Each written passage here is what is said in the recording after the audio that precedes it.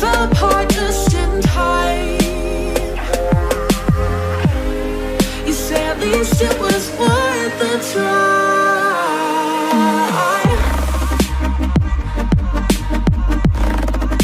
At least it was worth the try.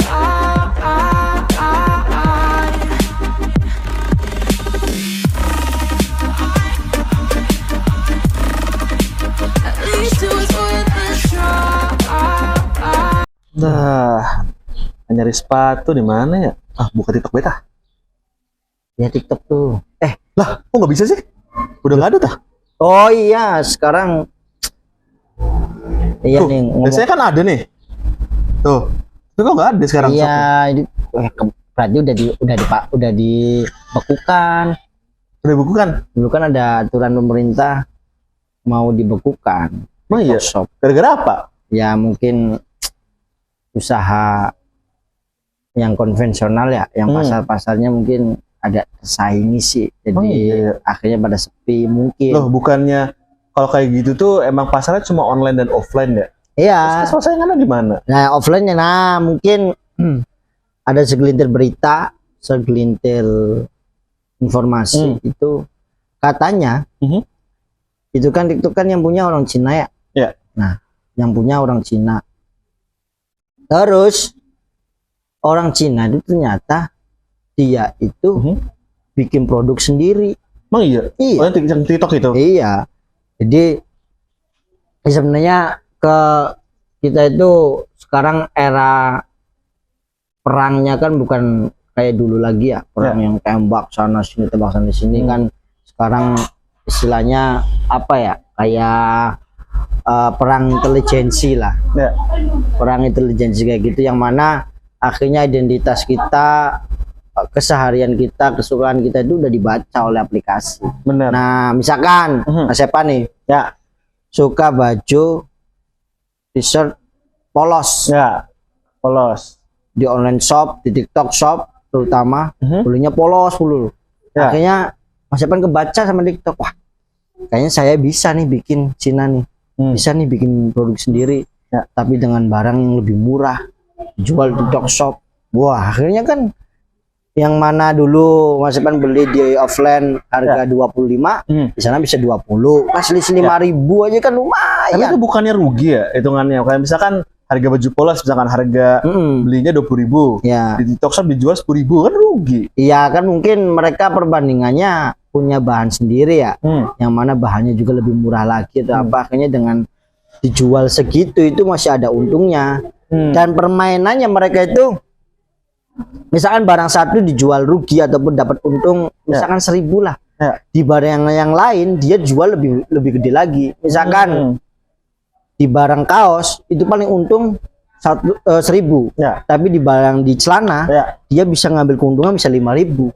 Jadi hitungannya ada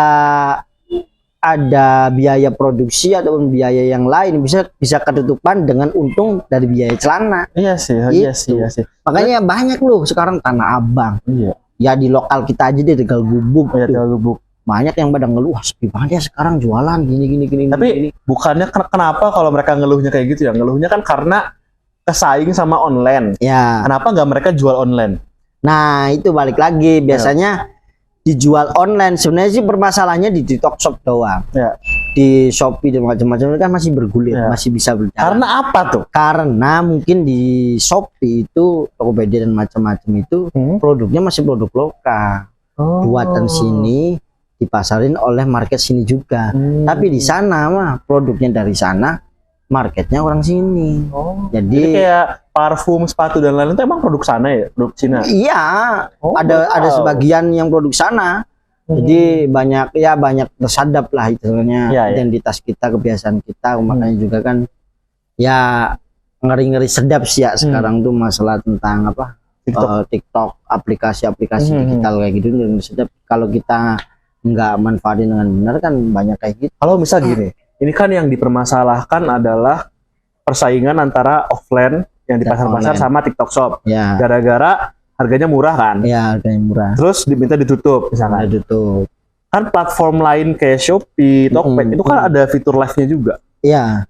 kalau mereka jual harga murah juga gimana? Oh, ya, Apakah itu berimbang dengan yang di pasar? ya kalau misalkan selagi dia produknya masih dari orang sini, kemungkinan harganya nggak jomplang-jomplang banget. Iya sih. Meskipun dengan fiturnya sama live ya. Tapi kalau TikTok emang benar-benar drastis, beda banget. Iya sih. Harga misalkan di Shopee harga 10.000, di TikTok bisa 5.000 loh. Iya. Cuma gila. aku pribadi ya sebagai cowok ya. Mas tapi kalau belanja online, seringnya pakai platform apa? Warna apa? Kalau saya belanja online warna oranye ya. Warna oranye. Aku jujur pakainya warna hijau. Oh, hijau. Kenapa? Karena Hijau yang ada gambar burungnya. iya yang wiwi Iya, gitu iya. ya. Nah, kenapa coba? Gara-gara menurutku tampilannya lebih bagus. Oke. Ibaratnya kalau hijau tuh kayak mall, tampilannya ya kita nggak bahas harga dan lain-lain, kita bahas tampilan.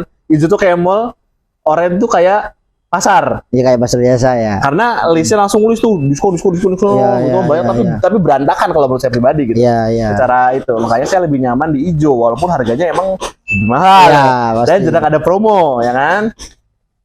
Terus TikTok Shop sendiri nih, aku sendiri tuh belum pernah beli langsung. Sama di TikTok Shop. belum pernah. Kenapa? Karena menurut cowok ya, kita sebagai cowok, harga murah tuh kita yakin kualitasnya tanda kutip. Iya, dan kutip. Nah, tanda kutip, belum tentu bagus, belum tentu jelek, tapi udah pasti ngarahnya ke yang mana ya kan? Iya, iya. Kita nggak bilang lah ya, kita pokoknya ngarahnya ke yang mana. Kayak kemarin sempat tertarik ada parfum. Di TikTok Shop tuh. Iya, TikTok Shop. Mereka kan ngandelinnya karena promosi di live kan, yang mereka iming-imingnya adalah promosinya lewat live stream. Mereka ngasih kerjaan juga ke orang ya kan, tanda kutipnya mereka kan butuh karyawan yang buat live stream kan, live streamer lah dengan gaji sekian, tapi harus atraktif kan.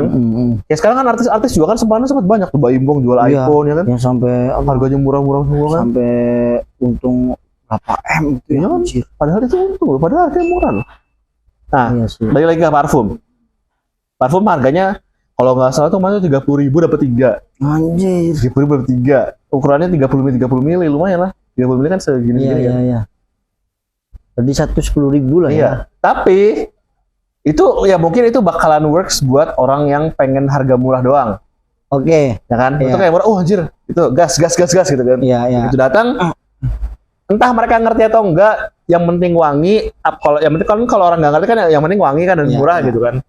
Kalau orang yang ngerti kan pasti, oh ini cuma bau apa? Kadang baunya aneh, bau Iya, kimia, iya, ya gitu itu, kan. ya itu. Makanya kalau saya sendiri waktu di TikTok Shop itu yang pertama kali lihat pas lagi live stream itu bintangnya, reviewnya.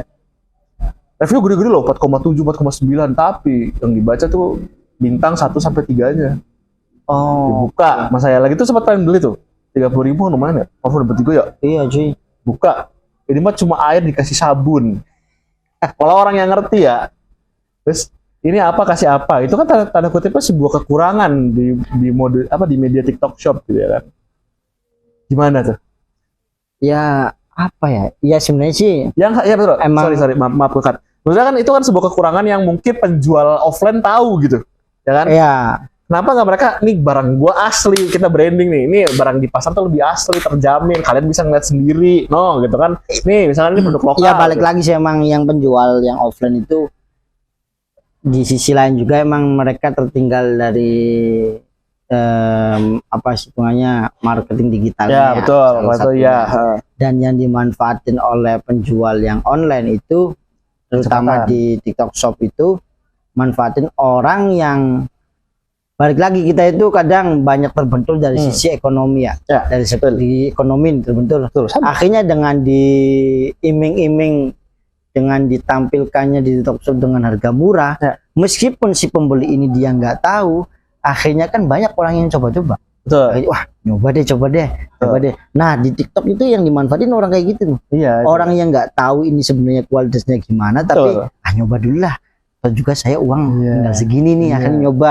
Tiba-tiba dia nyoba deh. Ada yang emang cocok, ada yang emang ini mah air sama Sabun. doang nih. Ada Iya. yang udah deh nggak apa-apa deh, yang penting wangi gitu. Ada yang kayak gitu. Nah, yang dimanfaatin oleh orang-orang gitu tuh kayak gitu. Ya, betul. Jadi ya balik lagi emang kita juga yang konvensional lah, yang pasar offline itu tertinggal dari segi digitalnya juga.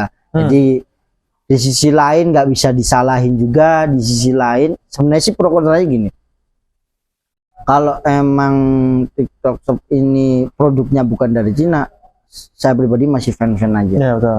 Tapi kalau emang produksi dari luar terus dipasarin ke sini itu agak gimana, akhirnya matiin dari hulu ke hilirnya kan. Ya. Tapi misalkan dia produksi di sini terus jual di TikTok Shop dan macam-macam masih oke lah. Kalau saya pribadi kayak gitu. Jadi ya serba bingung lah ya kayak gitu. Iya, mah betul. Karena apa ya? Ya mungkin orang kita ada yang belum siap dengan metode seperti ini. Ya. Sebenarnya kan yang dilihat tuh bukan kalau di luar dari itu barang Cina ya, atau barang luar gitu, bukan barang lokal.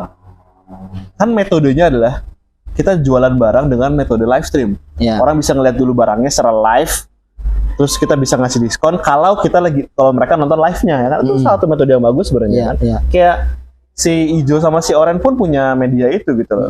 Apa yang kayak live shopping gitu kan ada sebenarnya, kayak Ya. waktu belanja gitu, Ya. atau 99 gitu. Itu kan salah satu ini juga gitu.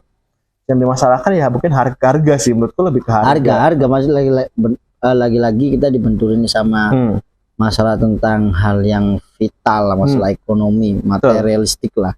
Yang mana ya mungkin sebagian dari yang punya TikTok mereka udah membaca bahwa perekonomian Indonesia kemungkinan besar itu di rata-rata ya menengah ke bawah, menengah ke atas, tapi nggak ke atas banget. Yang ke atas bangetnya bisa dihitung jari, kan kayak gitu. Jadi mereka manfaatin segmen pasarnya dari hal kayak gitu sih. Tapi sebenarnya ada omongan kemarin kan, karena kan si aplikasi TikTok itu sendiri, TikTok ya kata ngomong, itu kan regulasinya adalah sebuah sosial media doang tadinya. Awalnya, ya kan. Terus dia muncul, sebenarnya TikTok itu kreatif karena itu. Mereka munculin menu shop dan mereka langsung bisa itu dengan konten. Jadi lah konten kreator itu ya misalkan ya yang punya produk sendiri gitu, bisa langsung dijual di akun mereka gitu. Kalau rata-rata kan konten kreator kan akunnya kan akun verified gitu kan, konten kreator mereka langsung bisa jualan di keranjang kuning gitu kan. Itu salah satu menu yang bagus tuh. Siapa tahu ntar YouTube bisa jadi ngikutin gitu kan. Kayak gitu kan bisa juga sebetulnya. Ya benar. Ya di sisi lain juga memang ya menurutku pribadi cara masarin produk itu kalau saya pribadi lebih suka dengan model video daripada gambar-gambar doang. Apalagi kan di TikTok Shop dia benar-benar full dari segi video, apalagi live kan. Jadi orang tuh bisa jabarin produknya gimana, kualitasnya gimana, kalau dipakai langsung dipakai juga. Nah, orang kalau di platform hijau itu kan ada kayak itu ya kan, kalau di orang kan namanya star gitu kan, atau mall atau apa. Kalau hijau kan ada yang verified gitu kan, yang checklist. Aku sendiri biasanya cari yang kayak gitu. Maksudnya memang harganya mahal, tapi kalau buat cowok ya, untuk cowok kayak aku lebih mendingkan kualitas gitu dibandingkan harga. Misalnya kayak harga cuma beda 5.000 mah mending ngambil yang tanda kutipnya punya certified gitu, checklist gitu kan. Tapi cara beda ini, misalkan kayak aku nih, cari barang. Misalkan toh barangnya HP ini. Ada yang checklist, ada yang enggak. Misalkan di yang checklist, aku biasanya dituin yang checklist kan. Nah di checklist tuh biasanya kayak ada deskripsinya tuh. Speknya apa. Terus kadang di yang gambar-gambar tuh suka ada video review gitu kan. Ya, pasti. Review dari YouTuber. Kenapa nggak kayak gitu juga dimanfaatin tau? Dan kayak orang punya produk, di review sama konten kreator, tanda kutipnya atau YouTuber atau apalah. Terus video mereka dimasukin ke ini barang mereka di e-commerce, kan itu kan salah satu ini. Iya, sebenarnya ya itu balik lagi emang kita endorsement. Iya, udah jauh lah, maksud tertinggalnya secara kesadaran digital tuh pasar kita, penjual kita itu udah jauh. Jauh banget. Yang mana kita baru merangkak dari umur 1 sampai 5 mereka udah jalan, udah lari. Jadi kita mau ngejar juga ibaratnya bisa ngejar kalau memang mungkin difasilitasi sama negara ya. Yang mana kita bisa ngejar, cuman mungkin jenjang waktu 20 tahun lah kita mungkin bisa super power kayak TikTok ataupun kayak Cina lah ya. Dan sekarang kan perekonomian lagi berpusat pada Cina semua tuh. Iya betul. Dari mulai listrik, kendaraan listrik, elektronik, dan macamnya Cina. Pasar. Iya. Amerika aja mulai agak ketar-ketir tuh dengan Cina yang dan dalam kutip juga gini Mas Ipan. Saya yakin TikTok ini sebenarnya balik lagi dulu ajang balas dendam orang Cina sama orang luar lah, khususnya orang Eropa.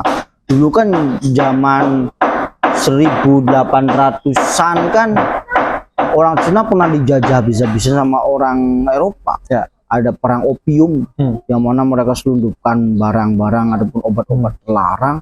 Akhirnya remaja-remaja, penjual-penjual, para ini pada mabuk, pada akhirnya kan benar-benar perekonomian kolaps. Ya. Cina benar-benar nggak bisa apa-apa, terdiam. Akhirnya baru bisa terbalaskan paling TikTok 2000 berapa sih? 2016 kali ya? Iya, 2016. Covid lah tenar mulai. Cuman Covid tuh.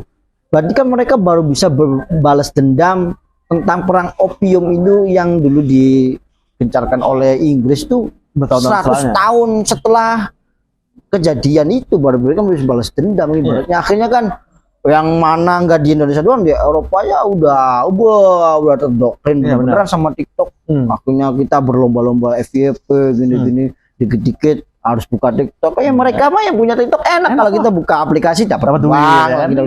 Iya kayak gitu. Makanya juga ada dulu tuh kita itu punya Jawa, khususnya Nusantara itu punya ramalan. Apa tuh? Ramalan Jayabaya. Apa tuh? Dulu kenapa kok akhirnya sekarang pasar-pasar konvensional yang notabene offline itu kok sepi sekarang? Banyak orang berlarinya pada ke online semua. Ada ucapan dari Jayabaya itu, pasar hilang kumandangi. Apa kok artinya? Artinya itu berarti pasar ini hilang keramaiannya. Ya. Dulu zaman orang tua kita tuh ke pasar tuh, semua, seneng banget. Ya, seneng. Dulu Mas Epan juga pasti sering diajak orang tua ke pasar. Kalau kecil, wah ngeliatin jajanan pasar, ngeliatin ikan, enak banget ya. Masih bener-bener rame. Sekarang coba deh dengan usia segini pergi ke pasar, nggak serame kayak dulu. Hilang kumandangnya, hilang kayak gitu. Istilahnya. Sebenarnya kalau mau majuin pasar offline sendiri ya, lebih enaknya adalah kalau mau nih balikin pasar kayak lama ya, mungkin pemerintah kita sendiri nih bisa bikin campaign apa tapi di pasar gitu misalkan. Ya. Dengan catatan kehidupan sosial di pasarnya juga harus bisa ngikutin perkembangan zaman. Iya. Dan apa yang pelaku atau pembelinya mau. Misalkan apa sih yang ditakutin oleh pembeli zaman sekarang ya, untuk anak-anak baru di pasar apa sih? Bau gitu-gitu misalkan, atau becek misalkan. Yang paling penting copet lah. Copet. Di pasar tuh keamanannya tuh masih di bawah lah gitu kan. Sepasar modern apapun pasti peluang kejahatan tuh banyak gitu. Mau copet, mau apa gitu, pasti kan banyak di pasar gitu. Ya mungkin itu salah satu PR pemerintah juga tuh. Iya sih sebenarnya. Gimana cara ngembangin pasar offline ya, setuju nggak nih pedagang-pedagang offline gitu kan. Biar tuh lingkungannya aman dulu, nyaman dulu, pembeli-pembeli pada datang lagi. Siapa tahu kan kayak promo-promo yang di online, yang di offline ya, yang di online. Bisa diterapin di situ kan? Bisa diterapin di situ kan? Iya, aslinya bisa. Kalau menyanggupi misalkan tokonya ada gratis ongkir gitu, kita beli langsung datang tapi dikirim gratis misalkan. Iya itu. Mungkin kita bisa bersaing sama yang super power itu kalau satu difasilitasi negara dengan baik ya. Betul. Terus kedua mungkin ya jenjang waktunya juga agak lama sih, itu kisaran 20 tahunan. Betul. Kalau mau kayak gitu jangan di mall, misalnya kayak mau ngaduin pasar, jalan pasar tapi di mall ya, bohong. Iyalah. Misalnya kayak ya udah langsung aja bikin apa di pasar, terus kita dirombak lah pasarnya, diperbagus gitu, yang lobang-lobang ditambal biar nggak becek gitu kan, terus pedagangnya mungkin jadi diurutin gitu kan, penjual ikan dicampur sama penjual apa itu kan, orang pada bingung juga gitu kan. Orang-orang baru kayak angkatan-angkatan kita atau bawah kita kan pasti pengen mikirnya instan kan. Iya. Pastinya yang diituin pertama tuh pasti experience-nya gitu. Zaman sekarang kan kalau offline-nya tanda kutipnya tidak nyaman ya mungkin mereka juga pasti banyak online lagi gitu. Padahal mah harga itu beda banget sama yang di mall tuh. Ya makanya. Misalkan kamu beli ayam di pasar murah 15.000 dapat setengah kilo lumayan. Beli di mall yang udah freezeran kayak gitu 15.000 mana dapet. Iya. Beli telur. Dapet. Makanya ya emang balik lagi emang kalau mau bersaing sama yang lebih kuat kita harus punya sistem ataupun program yang harus dikembangkan. Jadi nggak monoton, nggak stuck di situ mulu karena ya itu yang di mall aja mereka itu ya jual program sama sistem kebersihan, kenyamanan, masuk itu udah sejuk dingin, kayak gitu. Itu kalau yang pasar. Sedangkan kalau yang online nih, itu kan kita udah ngoreksi nih. Misalnya yang pasar, yang offline itu udah kita koreksin ya. Maksudnya harapan-harapan kita juga sebagai pembeli pasar gitu kan, atau misalkan anak-anak baru lah, generasi-generasi baru gitu. Kalau pengen ke pasar tuh anaknya apanya yang diperbaiki gitu kan. Sedangkan kalau online, media shopping online di kita aja, kayak si orange, si hijau, sekarang TikTok Shop hilang gitu kan. Ada masalah sendiri-sendiri gitu loh. Pasti Ya kan? ada. Kebanyakan selain dari pedagang online-nya yang tanda kutip kurang jujur, pasti kan pembelinya juga nggak ngertian. Yang tadi seperti disinggung oleh Mas Topik kan, orang kita agak tanda kutipnya gaptek lah ke teknologi gitu. Ya itu. Makanya dulu sempat ada problem kalau ingat yang COD. Ya. Bayar di tempat atau dibacok di tempat. Iya. Ya kan? Itu salah satu problem juga sih. Sebenarnya balik lagi, emang secara hakikatnya jual beli kan ada barang, ada uang ya. Yang mana uang bisa dilihat, barang juga bisa dilihat. Yang mana kalau di online shop kan barang bisa dilihat tapi nggak secara fisik. Betul. Uang juga bisa dilihat tapi belum jelas dibayar apa enggak. Nah di sisi lain keuntungan si penjual ataupun pasar yang offline itu di sisi lain, barang bisa dilihat dengan secara nyata, uang juga bisa dilihat secara nyata. Enak sih, tinggal dikembangin aja nih gimana nih yang program-program sistem-sistem yang online itu diterapin di offline, di pasar offline, akhirnya kita juga bisa berkembang dengan ada trust, kepercayaan dari barangnya itu. Betul. Nah kalau online nih, salah satu fitur yang paling menarik dan paling digunakan mungkinnya di orang-orang kita selain promo ya, pasti satu, tahu nggak Pak? Pay later. Iya. Karena di offline tidak bisa pay later, ngutang dulu kok ibu-ibu. Kasbon, tabok, nyatet. Zaman dulu oke lah, tapi kan pasti kan ya orang ketahuan ruginya gitu. Kalau pay later kan kita ada tanggung jawab untuk membayar. Iya. Kalau kayak gitu emang ya itu tersistem lah kalau pay later. Tersistem, kita harus ngajuin dengan identitas bla bla bla bla bla bla. Akhirnya ketika ada tunggakan didatengin ke rumahnya. Kalau misalkan dengan model kasbon nyatet doang kayak gini kan, kita mau nggak bayar juga ibaratnya mana tahu dia rumahnya di mana. Iya. Yang penting dia ngerasanya ini udah langganan nih, sini bakalan juga di sini lagi. Betul. Giliran udah utang sampai 2 juta, kabur. Pindah belinya nggak di situ. Kurang ajar, betul. Yes. Tapi itu PR juga buat masyarakat kita, ngerti dulu sistemnya. Maksudnya kalau nggak ngerti gitu kayak COD sistemnya gimana gitu kan. Iya. Harus dipelajari dulu lah, atau dari penyedia layanannya juga harus edukasi lah COD seperti apa sih gitu kan, kayak emang nggak boleh begini loh. Tapi yang salut adalah si Oren, tahu nggak iklan terbarunya si Oren? Udah pernah lihat belum? Belum. Si Oren itu bikin iklan COD boleh dilihat dulu barangnya. Oh iya sih ya. Itu bagus tuh. Terutama karena dia menyesuaikan dengan masyarakat kita. Iya. Yang barbar tanda kutip ya. Beberapa ya. Ada kan oknum-oknum yang barbar, nggak boleh dibuka, si yang nganternya ditusuk lah, betul. Apalah. Ya itu sih kadang banyak. Sekarang balik lagi ke mereka yang nggak ngerti sistem kan awalnya kan. Cuma si orang menurutku bagusnya itu. Mereka mengerti masyarakatnya. Iya, satu mengerti, terus mereka berani lah itu berani nerobos sistem yang baru. Iya. Tapi karena sebenarnya kalau dibuka tuh ada resikonya sendiri sih. Iya. Resikonya banyak sih, terutama kepada penjual kan. Iya. Kalau barangnya dibuka tiba-tiba langsung balikin, itu kemasan tuh udah dibuka. Iya, udah dibalikin, terus mungkin di foto kayak gitu. Iya. Di aslinya kadang kan foto kita banyak yang diedit ya, ada editan sedemikian rupa bagusnya, akhirnya ketika datang loh kok nggak kayak di foto, akhirnya si pembeli juga nggak cocok, akhirnya balikin lagi, sedangkan bingkisan ataupun bukunya udah dibuka kan. Ada kerugian sendiri. Cuman ya itu keren si Oren, dia mau nerobos hal yang menurutku sensitif dan vital lah kayak. Betul. Itu kalau dari segi pedagang bagusnya di situ. Ya. Kalau penjual kan tadi udah disinggung, kita harus ngerti juga kan nama sistemnya ya kan. Sama lebih enak sih kalau misalkan penjualnya jujur, mengerti, pembelinya ngerti cara sistemnya gimana. Misalkan kalau penjualnya nggak jujur, misalkan Mas Topik beli Aqua nih, ternyata yang datangnya merek lain atau rasanya aneh. Ya.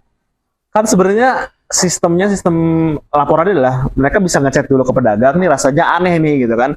Pedagang juga biasa ngasih syarat nih, kalau mau protes kita harus bikin video unboxing gitu kan. Saya kalau bikin video gitu kan, unboxingnya nih, ternyata kita beneran nggak unboxing nih, baru bisa protes misalkan gitu kan. Iya, biar bisa direktur ya. Gitu. Sebenarnya ada tata syaratnya untuk protes. Orang kita kan rata-rata langsung mainnya ke rating kan.